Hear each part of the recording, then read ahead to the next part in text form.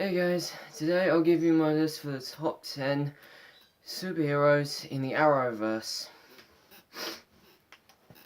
So for this list, we're looking at some of the best heroes that have appeared in either Arrow, Flash, Legends of Tomorrow, or Supergirl. There won't be any villains because they'll be on a separate list. Alright, number 10, John Constantine. Constantine hasn't appeared in too many episodes before. His first appearance was actually in season 4 of Arrow, when he helped Oliver to get Sarah Lance's soul back to her body when she was brought back from the Lazarus pit. And he'd also appeared in season 3 of Legends of Tomorrow, episode 10, when he performed an exorcism, when he summoned the demon Malice out of Damien Dark's daughter. But Constantine did get his own CW show called Constantine, where he was portrayed by Matt Ryan, as he was in all the other CW shows. But in the 2005 film Constantine, he was actually portrayed by Keanu Reeves. It wasn't a bad film. Number 9, The Atom. Ray Palmer made his debut appearance in the Arrowverse in season 3 of Arrow, when he was just a billionaire trying to buy Coin Consolidated when it was up for sale.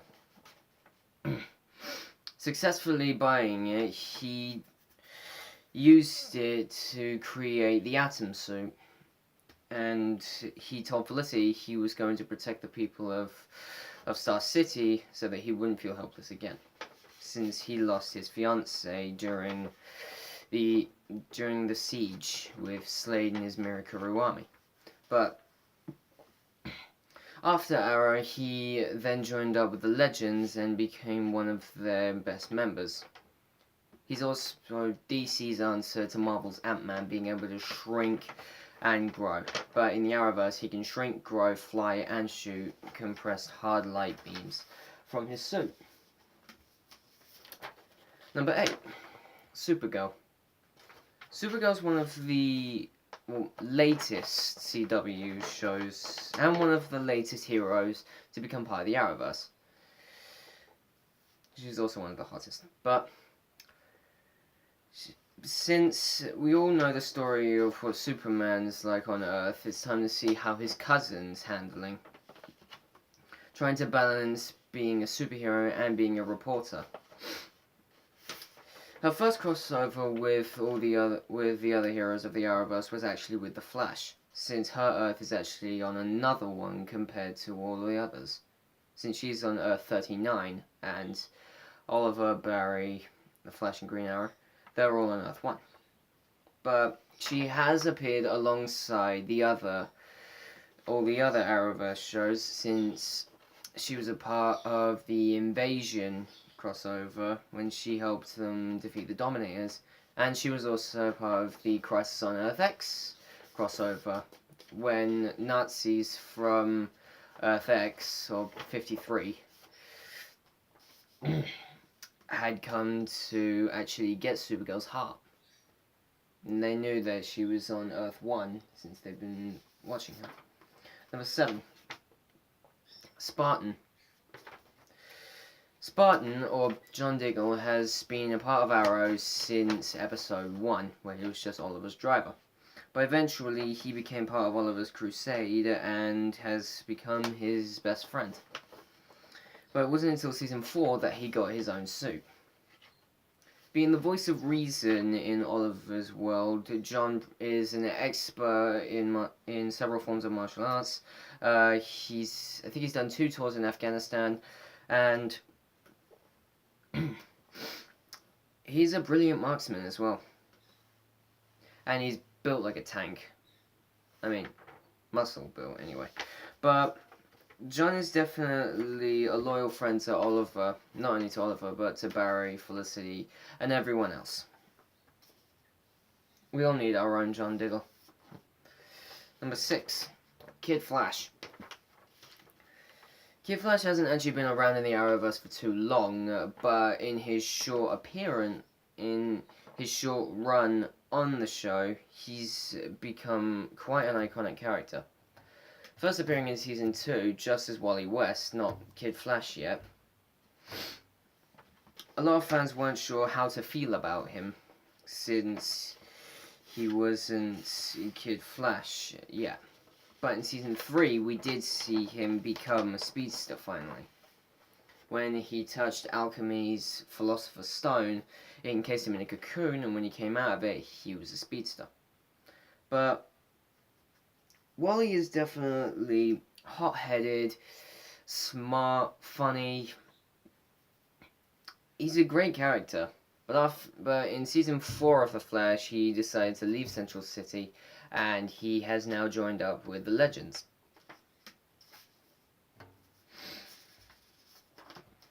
Number 5, Black Canary. Laurel Lance has, like John, has been in Arrow from the very start. She didn't become her alter ego until Season 3. After the death of her sister Sarah, she was trying to find a way to deal with her grief.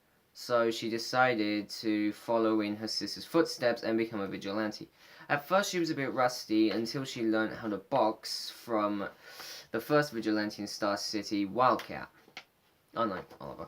But only that Nyssa from the League of Assassins, she also trained her how to fight as well. But only that in Season 4, she proven herself to be a valiant member of the Crusade, even though Oliver had left at the beginning of it, since he was in Ivytown with Felicity. But when she met her demise in Season 4, thanks to Damien Dark, you ask, now we're just left with her Earth 2 doppelganger, Black Siren, who's a bitch. Number 4, White Canary. Before she was White Canary, Sarah Lance was just a canary. Presumed dead after about 6 years, she came back after she'd been with the League of Assassins for most of that time. And she'd learned how to fight, she'd also formed a relationship with Nyssa, and she'd been looking over her family ever since. But when she died in Season 3, she came back in Season 4 because of the Lazarus Pit. But when Rip Hunter came to her to join the Legends, she went to Laurel for advice, and she convinced her to go, but giving her the persona of the White Canary. And now she's now the captain of the Wave Rider. Number 3, Firestorm. Being one of the earliest heroes to appear in the Arrowverse, especially on The Flash, Firestorm has made quite a big influence. First off, it being Ronnie Raymond and Professor Stein, but when in the season finale of Season 1, when the Singularity formed, we saw Barry running around in it, and then the end credits. But in Season 2, Episode 1, we learnt that Firestorm had flown up into the Singularity, and they had separated in the eye of it. Professor Stein lived, but Ronnie died. Eventually, Professor Stein started to grow weak, and he would eventually die, unless he found another compatible partner. And then we got Jefferson Jackson to fill in for Ronnie, and since then he became the newest Firestorm. But when Professor Stein met his death in the Crisis on Earth X crossover, Jax had decided to leave the Legends in Season 3, Episode 9 of Legends of Tomorrow. Number 2, The Flash. His first appearance wasn't actually as The Flash, his first appearance was in Arrow as everyday Barry Allen. Since he was investigating reports of unexplained phenomenon in Star City, he wanted to try and see if it was connected to what killed his mother 15 years ago. But Barry eventually got his powers when he returned to Central City and was in his lab.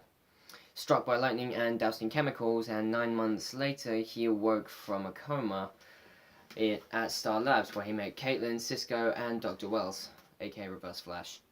Major dick.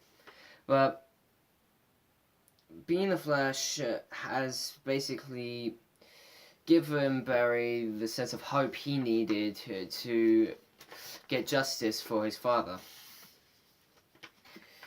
But ever since he became the Flash, he has been the symbol of hope that Central City needed.